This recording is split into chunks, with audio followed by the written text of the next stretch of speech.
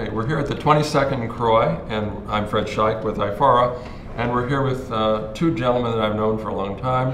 One is Mitchell Warren, who's going to be doing another program, being a participant in another program called PrEP, and what we're learning at the conference this year on that. And Kevin Fisher, who's also with AVAC, both of you from AVAC, and Kevin and I also work with an organization called AIDS Treatment Activists Coalition.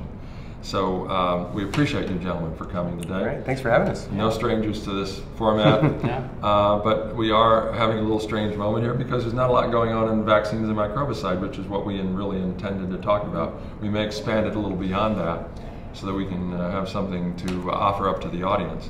But it is important to talk about these subjects because they were at other conferences rather prominently displayed.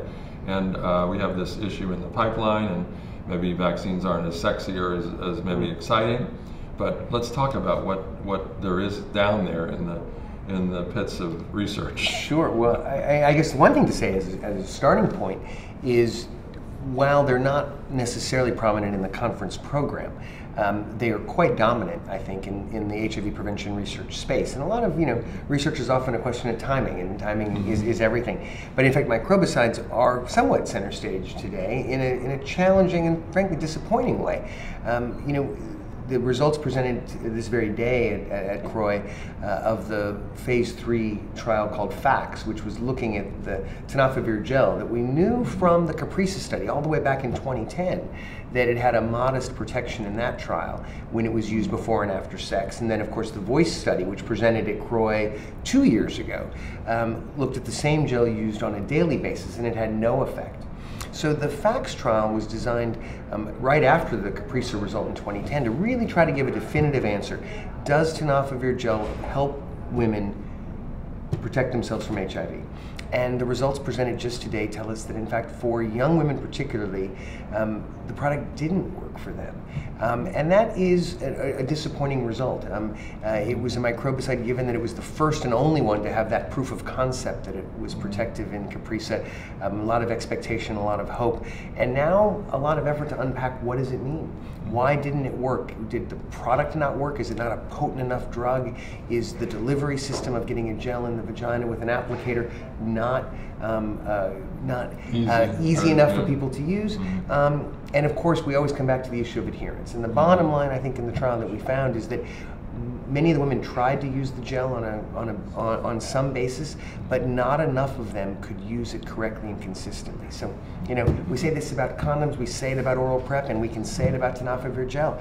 If you don't use it correctly and consistently, you don't get protection. And like what Mike Sag said, which drugs work the best? The ones that people will use. Absolutely. And this is the same thing here, even though an effort was made, it just didn't seem like it was something that just wasn't ready.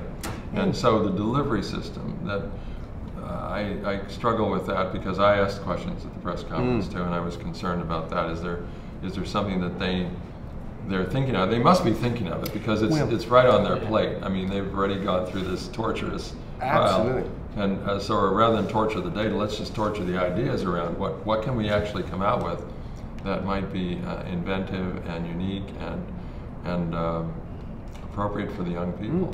Well, it's interesting sitting here in 2015, and I was kind of amazed when you said the 22nd CROI, kind of hard to believe, but when microbicide trials had flat results 5 or 6 or 7 years ago, there was not just disappointment, but hand-wringing and a sense of back to the drawing board.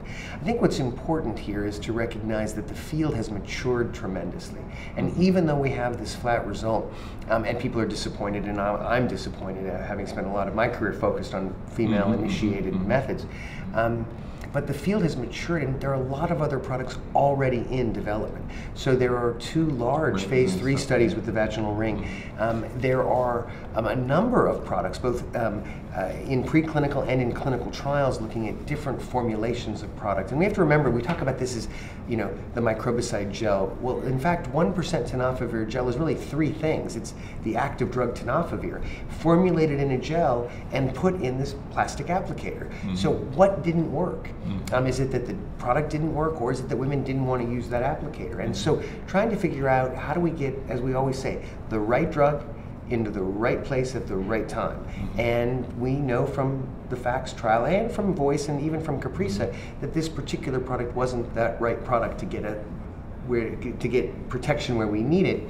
But thinking about what a woman might be willing to use or want to use, whether it's a ring, whether it's a film, whether it's a fast-dissolving tablet, there are a number of other technologies and a number of other active drugs. So microbicides are certainly, I think anyone working in microbicides is disappointed sitting here on February 24th, 2015, but emboldened with the idea that we are learning so much about what women might want and might be able to use, and those products are going to come down the pipeline.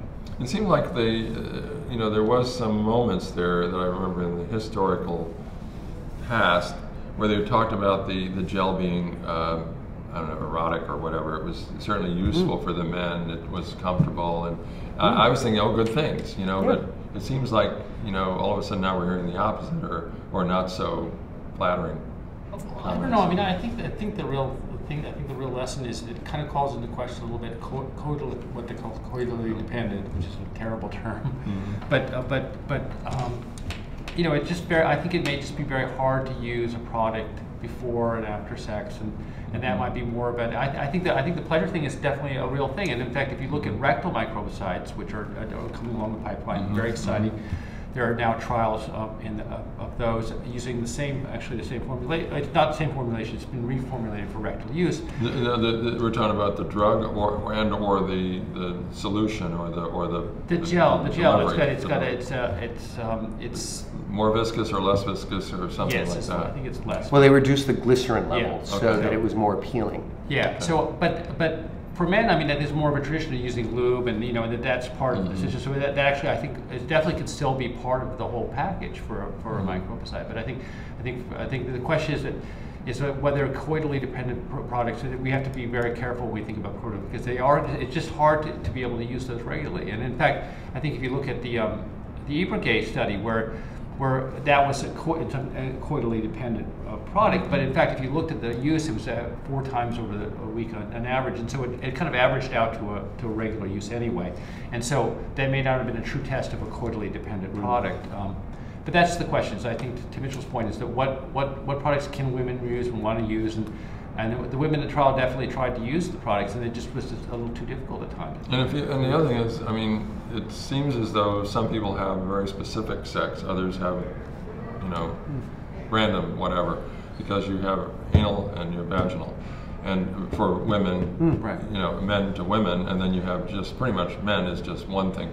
So if you have a product that is, in the case of heterosexual, is a choice, you have to, okay, let me see, I'm doing this, I better grab for this, whatever, but it might be confusing or complicated, and I think you hit it off that it's not maybe greatly different, but it's specific to the compartment.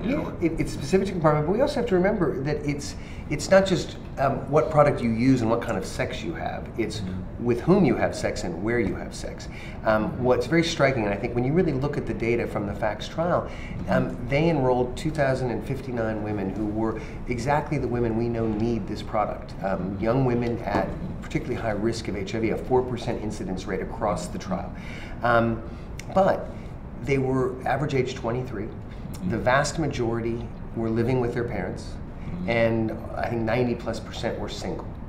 So, it's not as if they were necessarily able to store the product at home and use it right there. But that wasn't where they were having the sex. No, exactly. So remember that if you have a coitally dependent method and you need to take the product, use it, and also it's a question of, are you able to knowledgeably predict when you're going to have sex? Some people can. And many people can predict when they're not going to have sex, but it is very hard to think about this product and stop the process and say, I got to get my gel, and then after I have sex, I better be sure to have a second dose. And I think that, again, looking at both the FACS trial as well as the oral PrEP data being presented, I think there's a common theme, and that is that when you are typically older, when you're in stable relationships and often married, when you can control other of your risk factors. So if it doesn't mean that you don't have risk in your life, but you can help manage your risk. You might be better able to manage gel, or manage a pill, or manage a condom. And if you don't have control over where you have sex and when you have sex, which is very common for young people and young women particularly, you may, I think we're beginning to find, may have less ability to manage and control the use of protection. So I think this trial is hugely important. Even with a flat result, it teaches us so much about understanding the dynamics within a relationship and within a woman's life.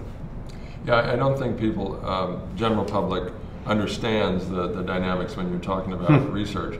We learn a lot from failures, if you want to call it a failure, because it is not a success story. But we have to learn from that. We have to publish the data. Yeah, absolutely. And we have to learn to move forward in it. And okay, we try a little bit differently, or whatever we can say, well, the design of the trial was flawed, so we ended up with something that we didn't desire.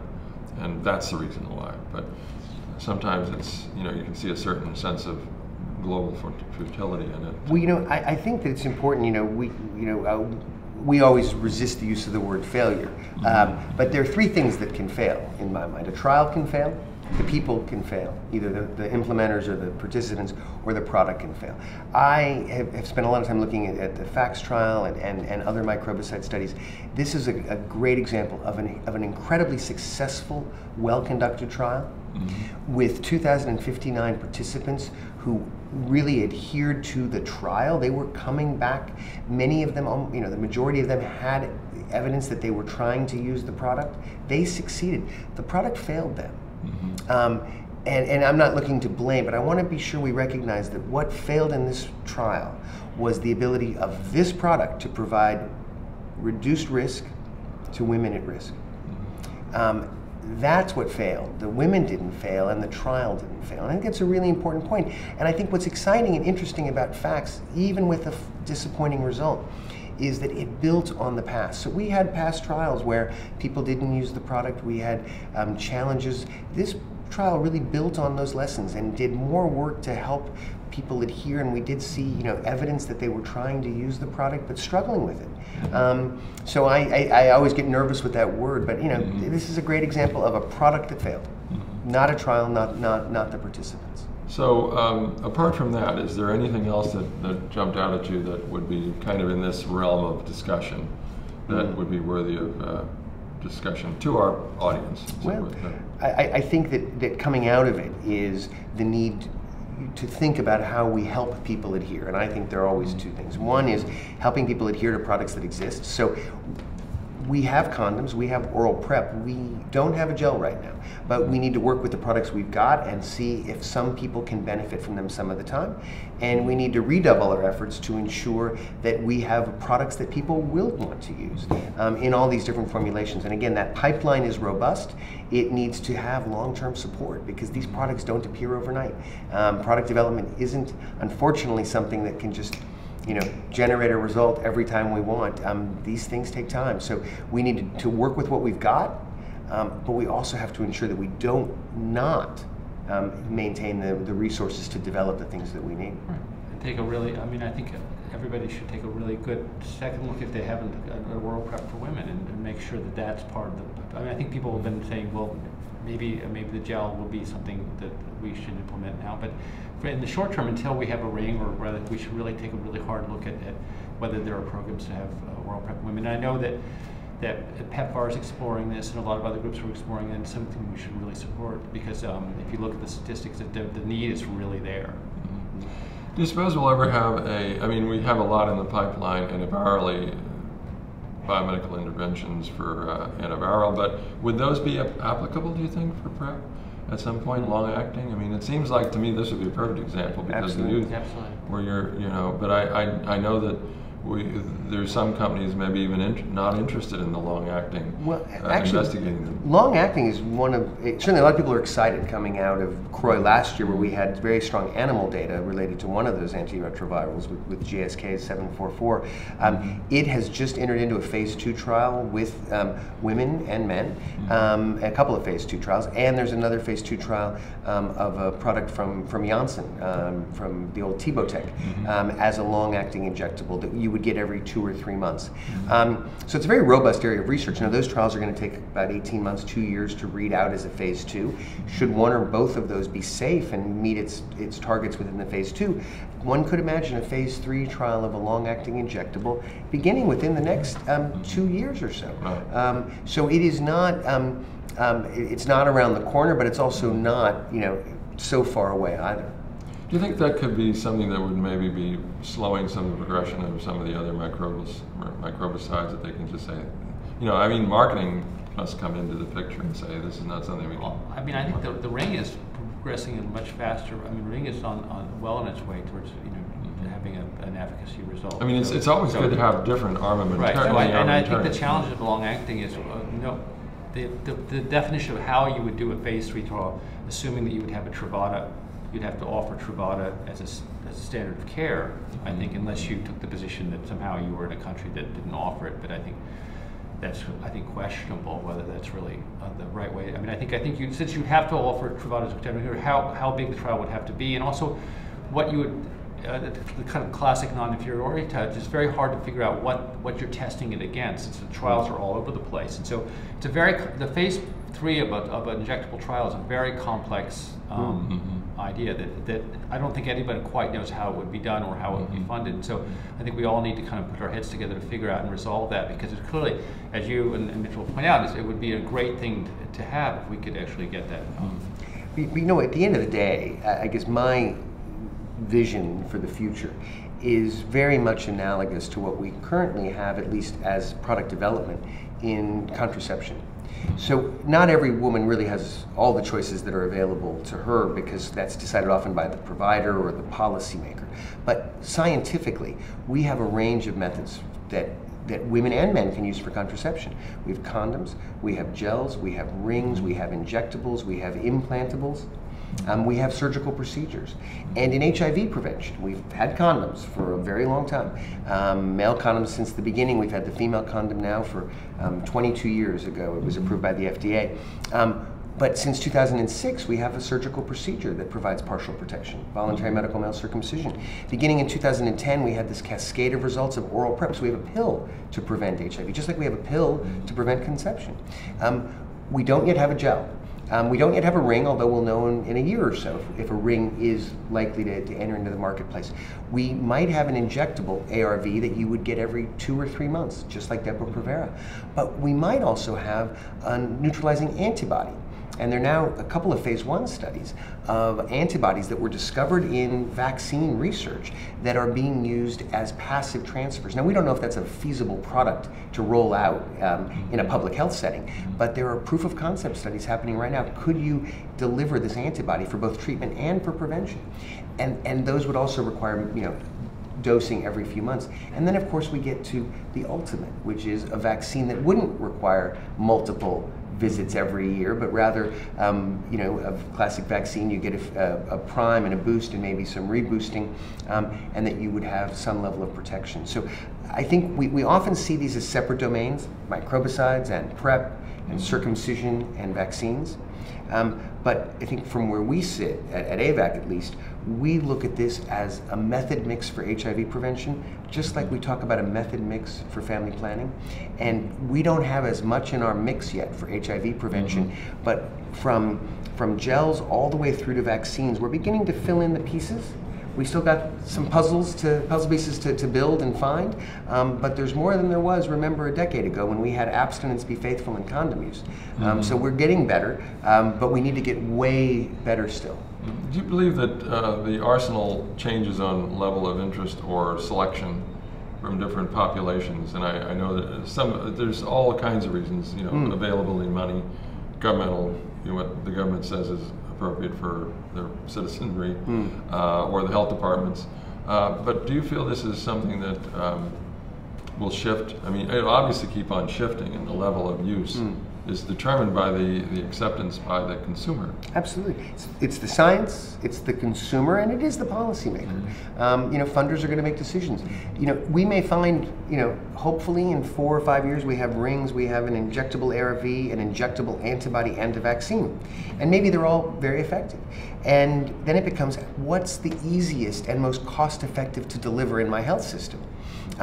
Having people come back every 2 or 3 months, that's a cost to the health system. Giving a woman a ring that she can take home every month or every 2 or 3 months, maybe that's cost effective. But maybe the user doesn't want it. So it's a very, you know, it's not a black and white, we choose this, we choose that. It's about, what does the science tells us works? What is the cost of not just the product, but of the program and the infrastructure? And what's the acceptability at the user level? And I think fundamentally, I hope and I expect we will find that we need that whole range of products, because there will be fundamentally men and women who say, I want a pill. And there'll be men and women who say, I want an injectable. And there'll be men and women who say, I want to use condoms. And that's good. None of these ideas replaces anything else. So even if we'd had a positive result with tenofovir gel right now, it wouldn't mean we don't need condoms. It just means we have one more option. Now, we don't have gels to add into our mix right now, not yet at least. But as we get those other pieces, they never should replace the pill that we have or the condoms that we have. They are additive as choices for people. And how much is it up to you and me and Kevin to get the message out about the reality of the acceptability generally in the population, what we know, and also what is the evidence of success with those applications or with that particular intervention, and safety, and you know, and get this all out there to let them. This is your arsenal. Okay, make your choices based upon good information, based upon science. Yeah. Well, you know, it's a great question. You know, as a journalist, as advocates, it's about getting accurate evidence, accurate information for people to make choices. I'm very struck, of course, 3 white American men talking about this, and that's just the reality of we invited some. No, I understand, and that's okay. Our job is to help translate that information, but more than that, I think, whether we're doing interviews or whether we're participating in them and advocating as we do at AVAC, it is about helping to amplify people's voices. I am not the person who might have used ever tenofovir gel as a vaginal product, because I'm a man who doesn't have a vagina in which to insert that applicator. So it's not only our job to translate information and make sure that we are accurate and that we hold the researchers and the policymakers and the funders to a very high bar to be accurate and evidence-based, but it's also to help amplify the voice of people who are the ultimate users, so that they are not, you know, I guess at the end of the day, we should never be developing products for people. We have to become people who develop products with them. That's when products will work. Efficacious and safe products will only work if they get used. So developing them with the people at risk, with the people who need these products, not for them. The mantra, I guess you know where I'm going with this, the mantra a few years back was nothing about us without us. Exactly. Which is really kind of cool. Absolutely. Like, but I have to take this moment to thank you for doing what you did at the 7 o'clock. Not for me, it's 7 o'clock, sorry, but I do show up. But there is this group that you manage with Phil, and I guess it's just Phil and you that put this together, Phil Wilson from the Black AIDS Institute, to take the scholarship recipients, the educator awardees, scholarships, and work with them to enhance and improve the outcome of their experience here at CROI. What a wonderful opportunity for them, and certainly for me, because I get to allow them to come here and talk on this program, and we've got a few of them that got excited about it. And I mean, I imagine we'd like to have the opportunity to visit with all of them, and maybe just make just a statement from them about what their experience is and their view of the conference or research, et cetera, because they're the ones that are going to be doing the most directly from the conference, and I really can't thank you enough for doing that. Well, I really appreciate that. I have to tell you, very confidentially, I don't want anyone else to know, it's a selfish decision. Because although 7 a.m. is a little early for me, it's selfish because it's the part that I get most excited about. Yeah. When you can watch people grappling with this science, and we always talk about wanting to build capacity, build research literacy. The rubber hits the road at 7 a.m. here at CROI with this dynamic group of advocates from all over the world. And I actually, not that I don't love sitting with you, Fred, but my great hope is that in the 23rd and 24th and 25th CROIs, you are not looking to talk to me. You're looking to talk to those advocates who might be here for their very first time at CROI, but they're the ones who are going to drive the future. We've been, and to segue into another aspect that's really important to me, and that is the Young Investigator Awardees. They are amazing. They are bright. They're the brightest and best. And when Mellors and Dr. Hammer and a number of others did the program, you know, it's just amazing how they take and roll with it. They love this. Absolutely. They eat that up and they just live it. So we do the Young Investigator Awardees as well. Yeah. So it's exciting. Awesome. Thank you very much for both of you showing up here today and an exciting program. Thank you, Fred. Thank you. Fred.